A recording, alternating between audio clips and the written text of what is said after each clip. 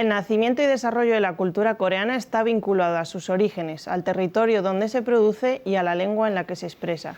Así es como comienza el libro Breve Historia de la Literatura Coreana, publicado por don Pío Serrano en la editorial Verbum. Hoy hablamos de literatura con él, la primera persona que publicó literatura coreana en español y un gran experto en este ámbito. Bienvenido y gracias por acompañarme hoy, Pío. Gracias a ti, Teresa. Lo primero, por supuesto, me gustaría comenzar preguntándole cuándo y cómo descubre la literatura coreana. Bueno, en primer lugar, un matiz a tu comentario. La primera vez que se publicó literatura coreana en España fue en la década del 60. Es verdad que fueron ediciones muy pequeñas, muy breves, pero yo quiero dejar constancia porque esos fueron realmente los primeros que se asomaron, y fueron coreanos. Eran estudiantes coreanos que estaban aquí haciendo su doctorado y publicaron pequeñas antologías de poesía coreana, entre ellos el profesor Kim Kyung-soo, que después se convirtió en un gran maestro del hispanismo coreano, y bueno, no quiero olvidarlo a él. Después sí, es cierto que Verbum, a partir de finales de la década del 90, se ha convertido poco a poco, de manera progresiva, se ha ido convirtiendo en la editorial que más textos directamente traducidos del español se han publicado. Dices tú que cómo la descubrí. Bueno, pues mira, la descubrí a partir de mi interés y mi curiosidad por la cultura y el mundo oriental, lo que quiere decir para cualquier occidental interesado fundamental y primeramente en China y en Japón. Bueno, China y Japón constituyen dos luminarias enormes, son dos focos de luz enormes hacia la cultura occidental. Y en el medio, tradicionalmente, quedaba Corea. Es decir, Corea se quedaba como una especie de punto negro, de punto ciego, deslumbrado por la cultura, por las grandes culturas de Japón y Corea. Tuvo que llegar... Y Corea fue conocida en Occidente muy tardíamente y por razones realmente dolorosas. Lo que convierte a Corea en la presencia de la prensa internacional y la curiosidad internacional fue lamentablemente la guerra de Corea, la guerra fratricida que terminó en 1953 cuando todo el mundo miró hacia Corea y a ver qué pasa allí. Pero esto no es lo que me preguntaste. Le pregunté por mi interés ¿Cuándo lo conoció? Mi interés. Bueno, mi interés, claro, me interesaban las literaturas orientales y no conocía la coreana, hasta que conocí un coreano.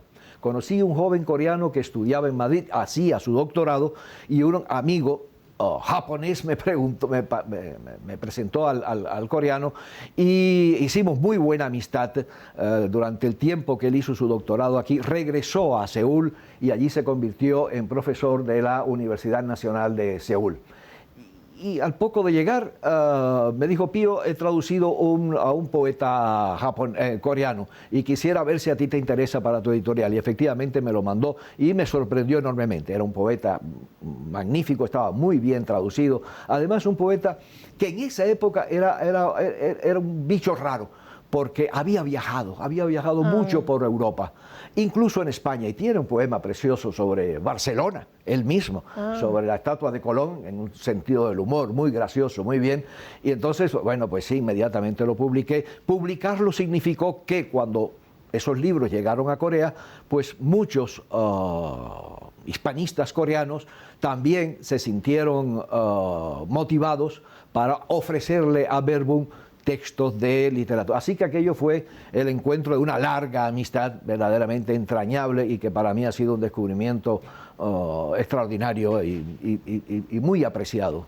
Es usted de Cuba, pero vive aquí en España desde hace muchos años y se ha acabado convirtiendo en un experto en literatura coreana. Quizás ese inicio, ese primer coreano al que conoció, fue lo que le motivó a especializarse en este tipo de literatura, ¿o fue porque le gustó lo que leyó?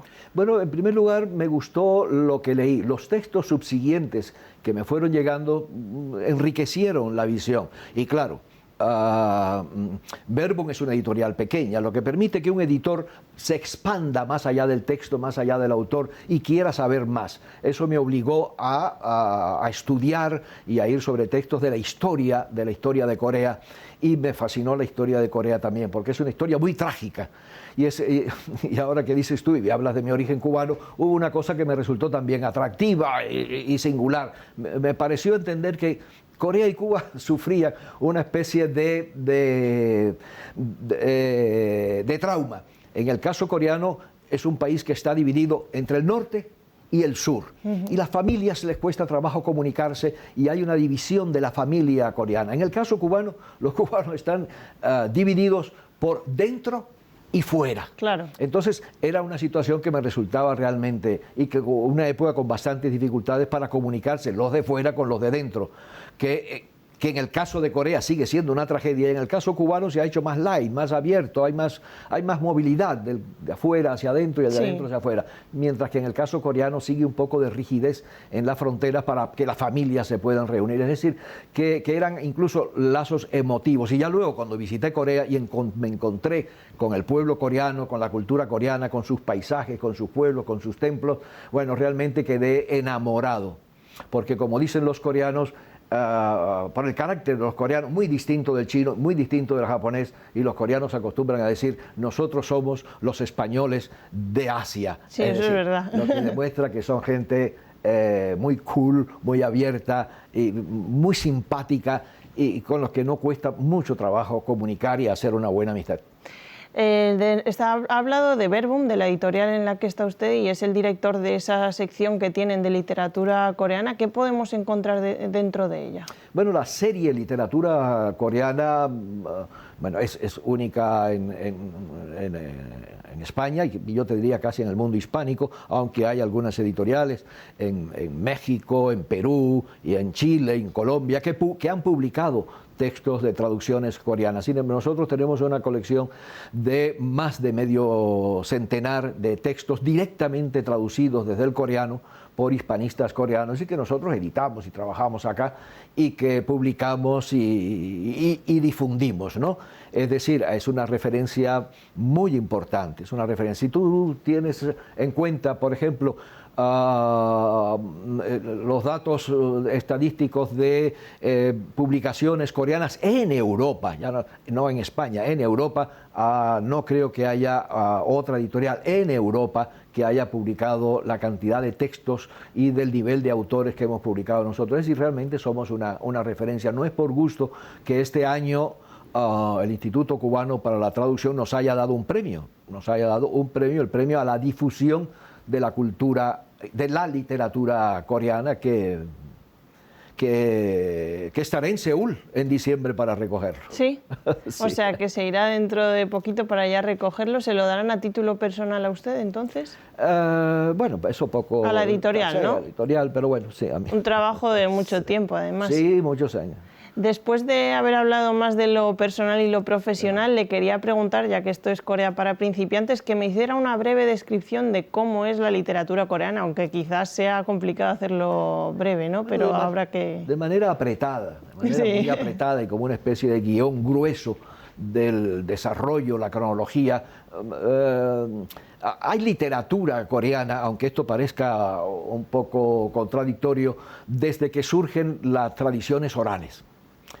Hay estudiosos que no consideran la transmisión oral de mitos, canciones populares, canciones que tienen que ver con el ciclo de la naturaleza, y no consideran eso como literatura. Sin embargo, las escuelas nuevas de estudios literarios, por supuesto que lo contemplan. Si no, por ejemplo, el romancero español no sería literatura, porque claro, es prácticamente lo que van diciendo y van diciendo los tal.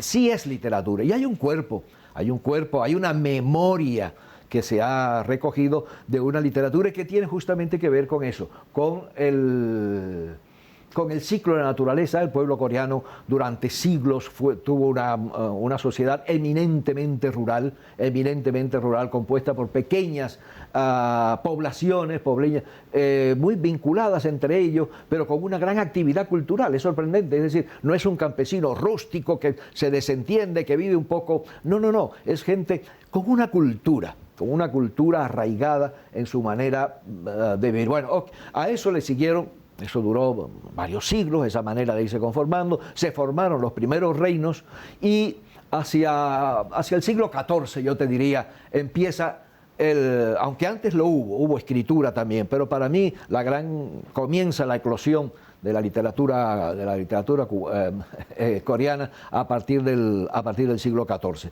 en que ya se va conformando. Y luego cuando llegas al siglo XV hay un fenómeno extraordinario que... aparece el alfabeto coreano. Y por eso te iba a decir, porque justamente hasta ese momento la escritura se hacía en chino.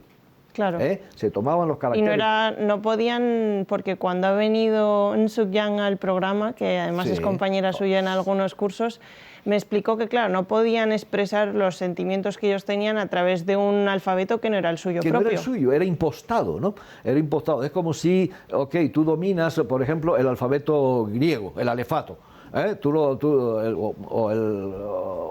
Cualquiera de otros alfabetos, sí. Y pretendieras escribir utilizando alfa, beta, gamma,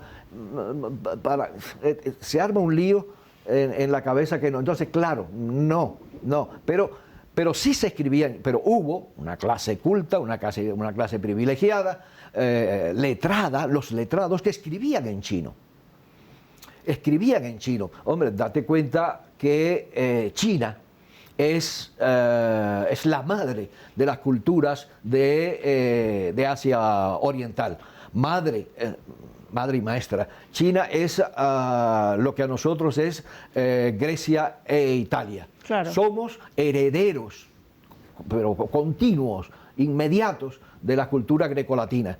Y ese no solamente no por la escritura evoluciona de otra forma, pero la comprensión del mundo, la filosofía, la ética, la manera de desarrollarnos dentro de la sociedad y tal, Platón, todo eso lo hemos aprendido, lo hemos heredado de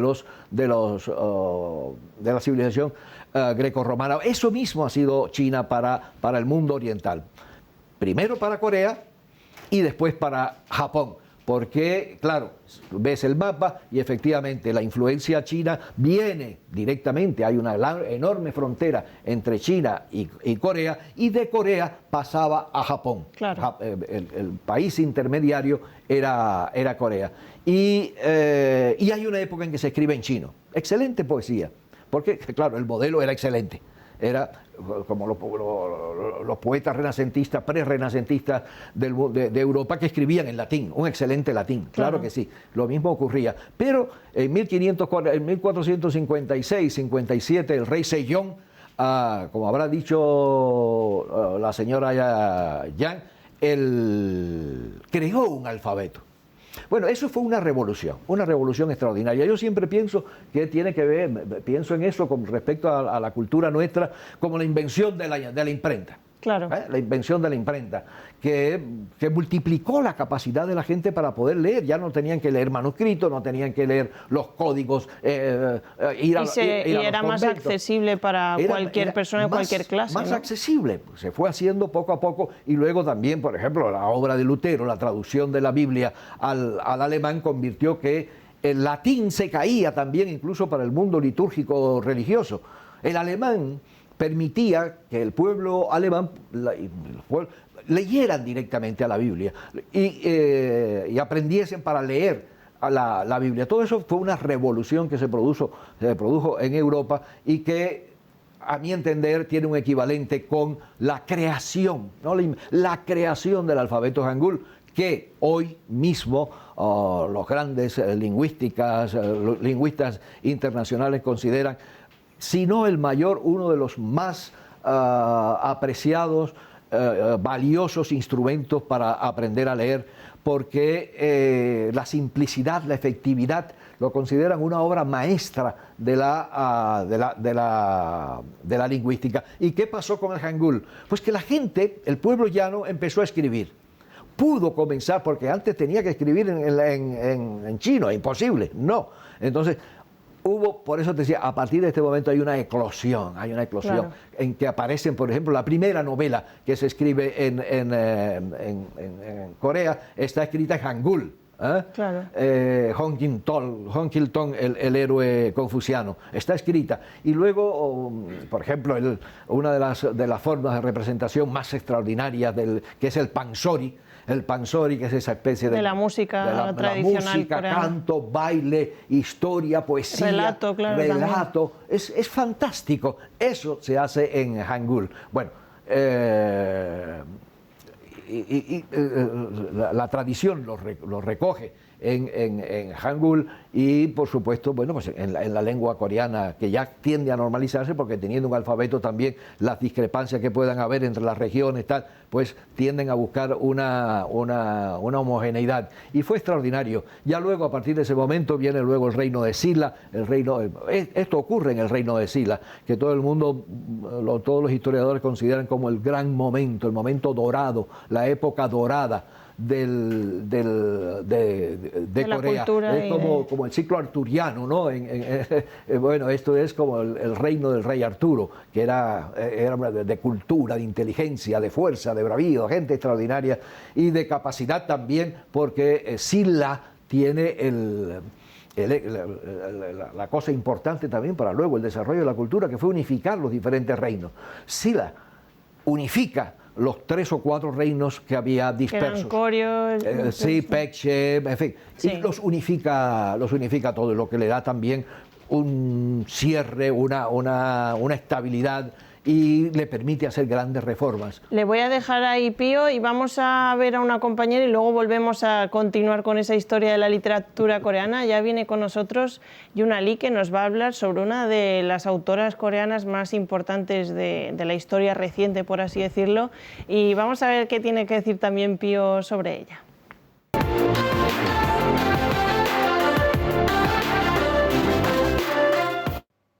Park Kyung-lee fue una preeminente novelista de Corea. Fue conocida por su gran obra Toji, significa tierra en castellano. Es una novela larga que se forma por 5 partes y 16 volúmenes. Por lo tanto, la autora tardó 25 años en escribirla. Toji cuenta la historia del familiar de Che y Yeon hasta el final de la dinastía Joseon, la ocupación japonesa y la independencia de Corea. Tiene una destacada destreza en el estilo, como el uso de los dialectos, las descripciones de personajes, y muestra los sucesos de la historia moderna de Corea a través del amor a la gran madre tierra. Además, Toji se ha adaptado al cine, televisión y hasta ópera. Park Kyung-lee es de Dongyeong, es una ciudad de provincia de Gyeongsang y está a 2 horas de Busan, que es la segunda ciudad de Corea. En Dongyeong hay un museo de Park Kyung-lee en donde podemos ver sus fotos y leer la historia de su vida. También en una parte del museo representa la oficina de la autora, donde ella escribió Toji durante 25 años. Además del museo de Park Kyung-lee, Dongyeong es una ciudad que merece la pena visitar. Dongpirang es un barrio artístico que está conocida por pintura mural. Cuando vais a Dongpirang podéis ver las murallas que está llena de las pinturas. Y muchos turistas van a Dongpirang para sacar fotos y tomar algo, porque como viene tanta gente, hay muchas cafeterías, pues es un buen sitio para dar paseo y ver las pinturas. También el paisaje de Dongyeong es precioso por una estupenda combinación de las montañas y el mar. Si vais a Dongyeong y queréis dar un paseo tranquilamente, os recomiendo a Yeokjido, que es una isla pequeña y está a 1 hora de Dongyeong de Emperi.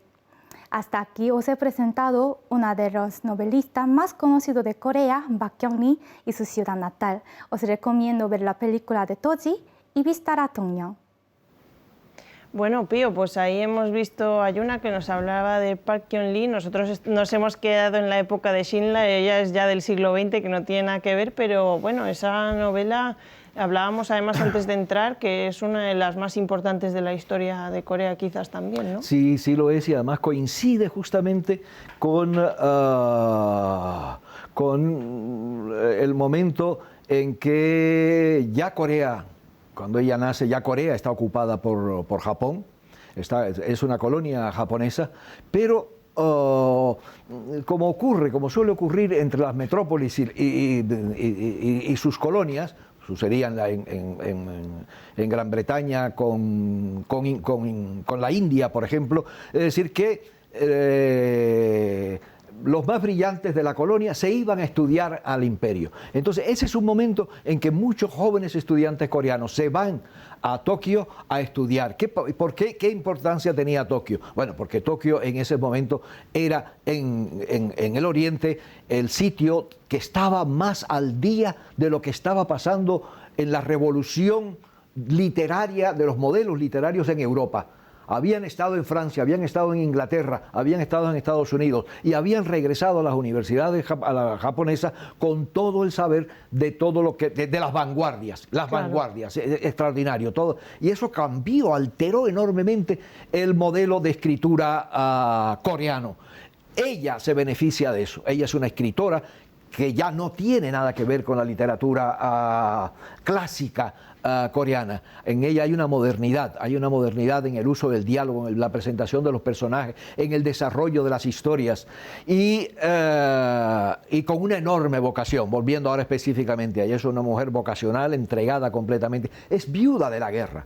Es decir, no solamente cuenta de oídas, es una mujer que es viuda de la guerra, ella misma padeció la guerra, porque, claro, vivir de 1926-27, en que nació ella, hasta bien entrado el siglo XXI, quiere decir haber sido testigo de cosas terribles de la historia. Y en lugar de guardársela para sí, guardar su dolor para sí, no, lo convirtió en esta saga, porque es una saga. 25 años, ¿no? 25 años escribiendo. 25 años escribiendo. Sucesivamente iba sacando volúmenes, por supuesto, y luego al final, bueno, se convirtió en esa saga de 10 o 12 volúmenes, en alguna edición, 13 en otros, de acuerdo con tal, pero es una saga que es, de alguna manera, un resumen intenso y emotivo y realista de la historia contemporánea de Corea.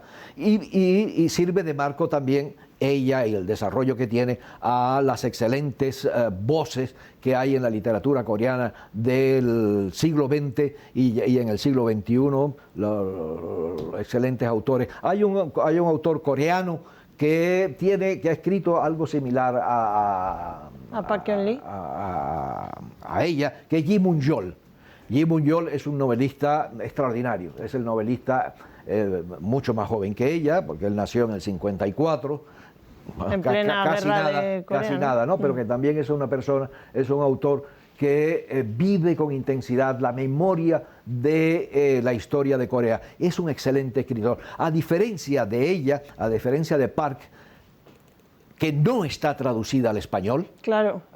Ya tenéis una misión en Verbum, ¿no? Va a ser complicado porque es muy largo. 25, pero bueno, se puede escoger alguno de los más tal, ¿no? Pero Lee Mun-yeol sí.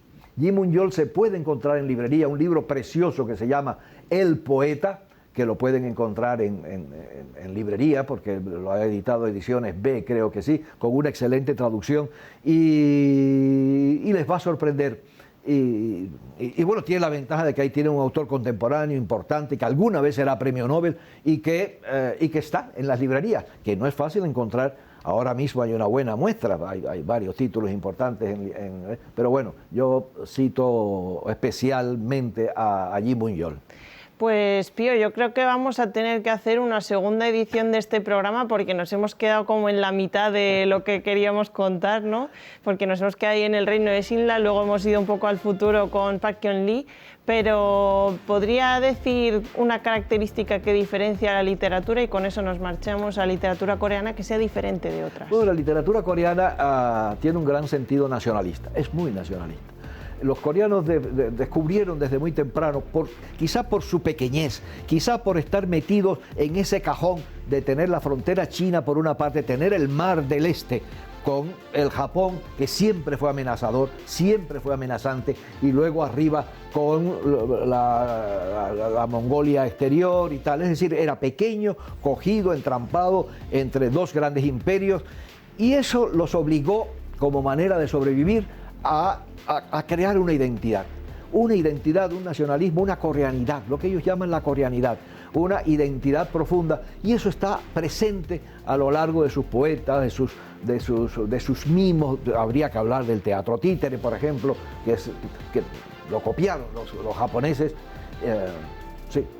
Pues muchas gracias, Pío. Entonces, quedamos en que vuelve en otra ocasión para seguir hablando un poquito de literatura. Será un gusto. Será un gusto, Será perfecto. un gusto. Pues estamos encantados de haber recibido a Pío Serrano aquí en Corea para Principiantes. Ya han visto, hablamos de literatura. En la próxima ocasión que venga, le preguntaré un poquito también sobre su afición a la poesía coreana. Nos vemos en la próxima edición.